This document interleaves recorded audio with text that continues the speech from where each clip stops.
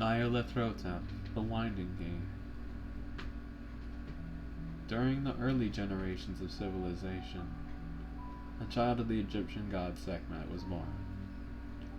The head goddess Ra and her blue flames illuminated the room and made her way to the delivery table and witnessed something quite amazing.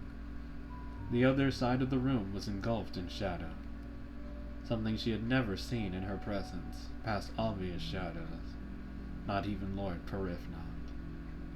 It was almost like it was a void that no light could emit. For a moment, she was hesitant to meet the child. During her rule as the second Phoenix, never had something of this magnitude found its place in the world, and for a moment she had considered having them executed. But that thought quickly passed. She would not question the loyalty of her family. She composed herself and made her way to her sister. "Hello there, great sister. I'm glad you were able to have a safe birth, and even more glad to see how strong your child is. It appears we already know his attribute. It's so apparent it even eclipses my own blinding light. Maybe I may take him to be my own consort when he's of age, and give me a shadow. As it stands, there is no hope for me past immortality. I don't possess a shadow, and cannot have a copy of my soul after I die. I must have a sprite that contains my information and sent to the next Phoenix candidate." Sekhmet interjected. "My lady, he just left me. Please don't joke with me that way. Oh, I am honored you came all this way from your throne and didn't send your proxy. It's been many years since we last met. Your radiance knows no bounds. At least except for today, of course. What brought you here?" "I was informed that a child that may be the child of the age of entropy was born, and I had to see her myself, the miracle that is your child. I had to witness that this child was the end of everything. My job is to perpetuate the cycle of the universe and cause more life at the moment of complete entropy." "Sekhmet, fearful now.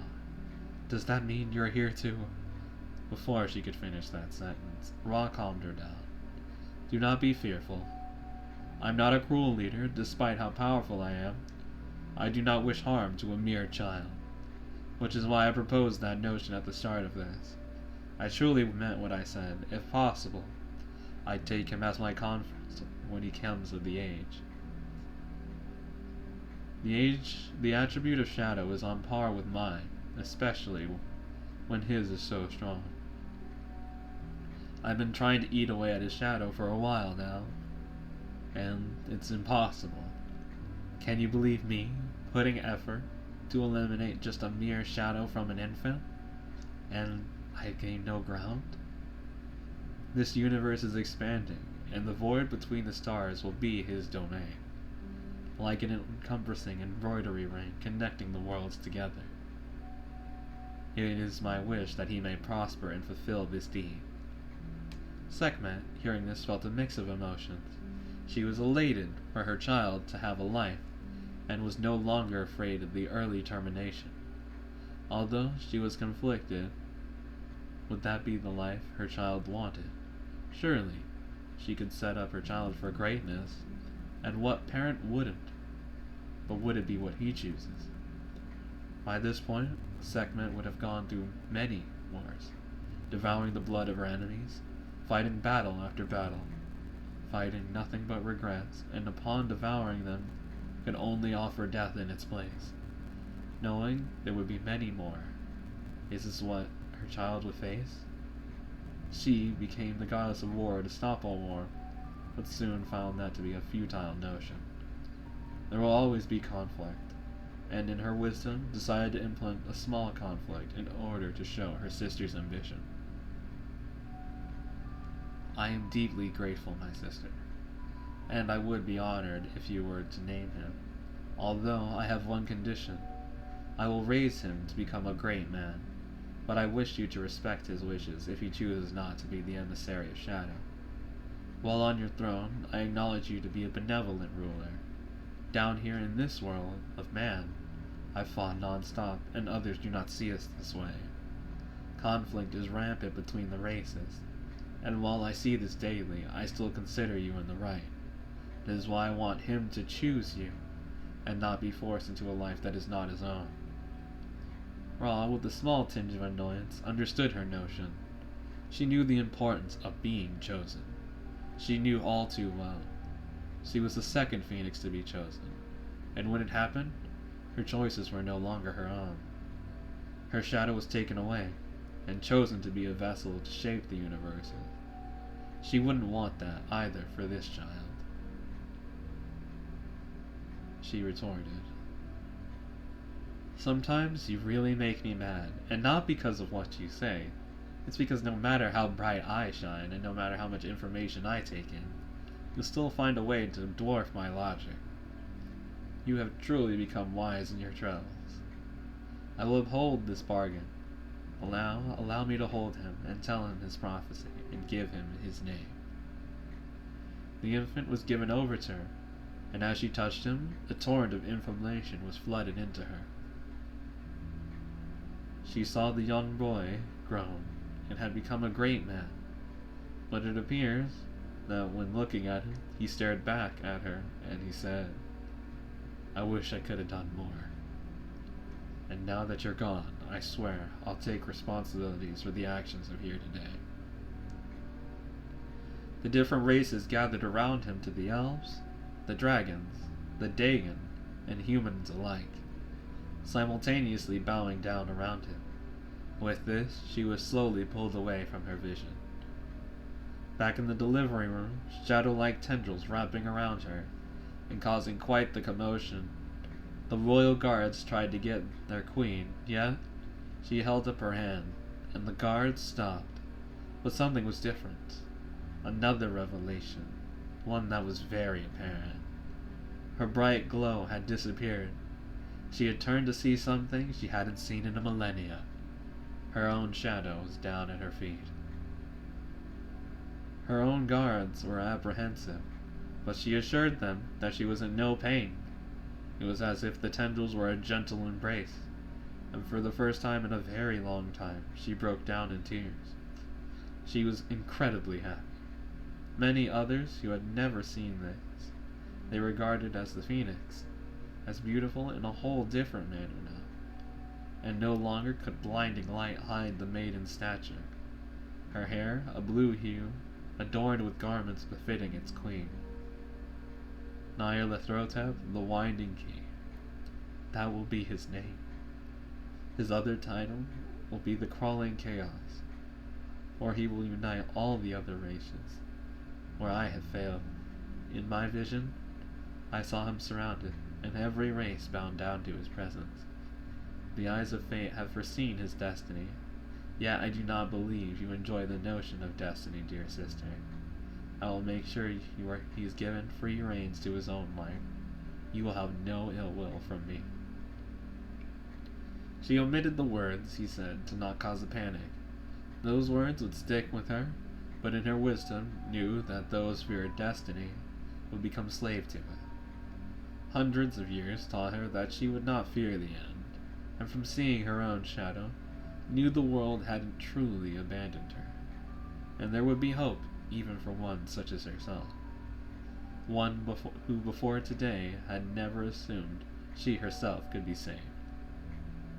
The world would move on, and she wouldn't be there. She knew the moment she gave him up, her shadow would be gone again. Yet despite that, she returned the infant to his mother, the room illuminated once again. Years would pass. Nyarlathotep would be 17 years of age, being trained by Lord Perifna and his mother, Sekhmet. The boy was no stranger to conflict, but not privy to the art of war. The day came about when the war between the Dagon general, Joswin, and Sekhmet, the Egyptian pantheon, was winning this war, although Sekhmet was feeling the fatigue of the war, and a thirst was welling up inside of her. The nature of this battle was perseverance. Both were the ace spiders of their respective factions. Their battle would last for weeks on end, causing the separation of the continents from what we know would be considered current Africa and Europe. Sekhmet eventually won the bout. The majority of Dagon left on a great singling that was used for travel to the stars. It was a last-ditch effort for them to avoid any more rule under Ra, taking a wormhole far away from the planet. In the aftermath, Sekhmet and Joswin. Sekhmet had fallen into her. In the aftermath between Sekhmet and Joswin, Sekhmet had fallen into her instincts and was only driven by her lust for blood. She was drinking indiscriminately, killing those who would come too close to her.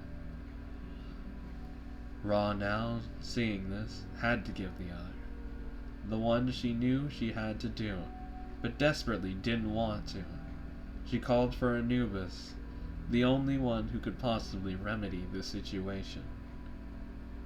A giant figure walked in, bearing 12 feet in height, his hair more like tendrils, his face resembling a dog, but his eyes overlapping. Viewing the soul indiscriminately, he bowed. "My lady, do you require my assistance? I can feel the tremble of your soul. I'll make sure this job is done swiftly. I won't delay, and I'll make sure, if they can be saved, I'll do what I can. But if not, I will take her soul to the afterlife." Rod looked at Anubis with disdain. "Please, don't look into my soul. It's a very much invasion of privacy. I understand you have no control over it. At least let me speak for formality's sake at least. You were here with my predecessor, and I have no need to doubt your ability. Although she was training to replace you, do not become complacent. I fear she may have tools to kill you now. I believe she has perfected her style with this last battle." A twinge of seriousness that had never been appeared upon Anubis's face, one that had never been seen for eons. "She now has the power to usurp you, my liege, if she has. She can sever any barrier you may possess. Any power has no meaning. The act of being cut down by her spear would be absolute death. She is quite literally your death, one that transcended past the veil. I am no exception to this. We immortals are facing potential demise. The difference between her and I is that my scales for mortals make it a non-issue for them, and they just drift into the afterlife, and judged where you go based on your own soul. When training her, she forced the soul to part with the body. It'll become unnatural in origin. It only leaves the blood and shadow attribute. The body left. The soul is gone. And you, the epitome of soul, burning like such radiance, will be killed, soul and blood alike." Ra, her hands trembling now, but soon calm. "I've never really been afraid of death. I remember being mortal. The want to live still beats within me, but it's been so long that I haven't felt my own mortality. Go and bring her back alive. But if you must, don't hesitate to kill her. Anubis, it's no longer about bringing her back from the brink. She now possesses a threat to all life. Hand me your scales." Anubis gave them to her, and within a flash, they were given a higher authority. "This weapon now has a connection to me. You are to use your full power to bring her down, and you have my blessing so that you will never tire.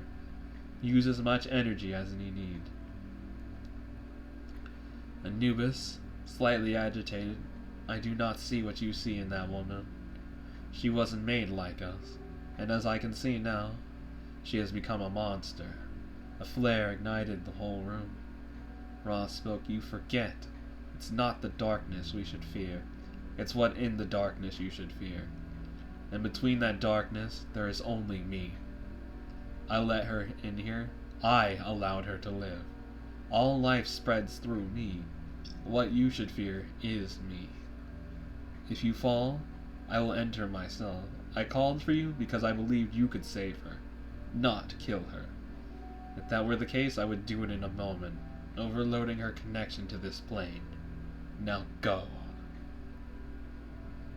Her flames died down momentarily. Anubis, fearful, knowing he overstepped his bounds, left with great haste, disdain growing now, but responsibility guiding him. End of part 1.